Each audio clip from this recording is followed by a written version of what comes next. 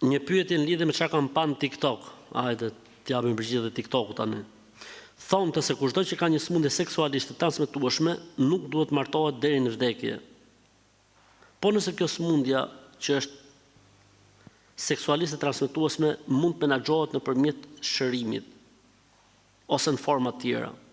Nëse kjo sëmundja mund të menaxhohet nëpërmjet kurimit antibiotik, nëpërmjet një kurimi i caktuar ku dëgjon etj, apo mund të mbrohet në atë formë që nuk e transmeton këtë sëmundje tek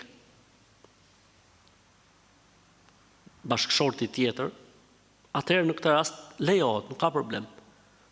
Ama nëse është sëmundje që transmetohet, atëherë në këtë rast janë dy gjona. E para, personi duhet ta tregojë sëmundjen që ka. Pra nuk lejohet që ta majtë fshehur. E dyta, nëse tjetri e merr vesh sëmundjen dhe thotë nuk ka problem, unë jam i gatshëm ta duroj këtë sprovë. Amo duhet martohem me ty, se kam problem se e ke këtë sëmundje. Dhe e merr përsipër riskun, lejohet fetarisht.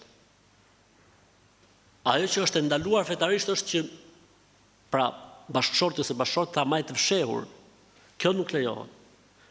Pra kemi 3 situata në ubon. E para, nëse është mundësia e kurimit dhe shërimit, s'ka asnjë lloj problemi.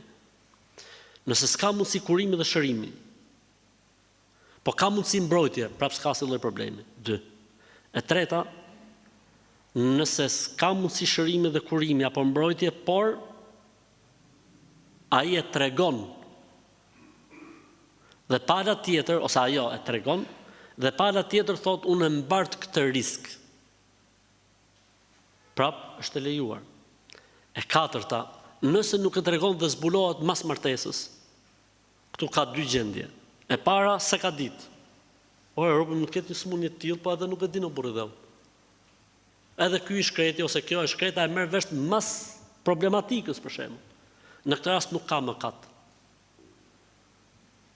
Në këtë rast tjetri, qoftë gruaja, qoftë burri, ka të drejtën e zgjedhjes për të vazhduar ose për ta prishur. E dyta, nëse ai e ka ditë, automatikisht tjetrit ose tjetrës i lindet drejta e ndarjes nëse dëshiron.